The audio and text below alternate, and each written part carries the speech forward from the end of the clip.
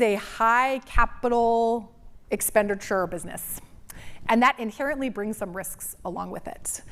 This is probably stuff you all already know, but it is really expensive to train these models. It takes a lot of compute, and that compute is in scarce supply. And when you put those things together, like there's a lot of demand, there's not a lot of supply. I'm not an economics professor, but I think that means the price goes up. And so, so the compute that is sort of the lifeblood of these companies, you have to buy really far in advance.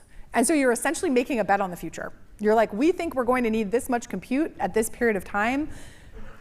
That's a really big expenditure to make. And like, it is a little bit harrowing to work at any of these companies. I think if someone doesn't tell you that, maybe with the exception of Google, because they're a public company, they have so much money.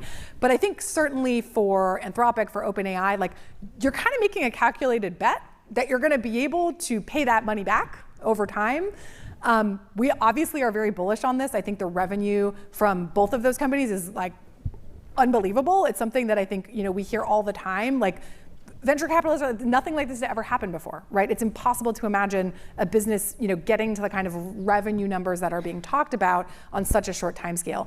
And if that ever were to change, there would be a problem, right? Both of these companies have bought a lot of compute for the future. It's very expensive. And so I think that is probably the risk that feels, it's not crazy to be worried about that. We obviously think we're in a very good position. I think the industry as a whole is, but that could change any time. And I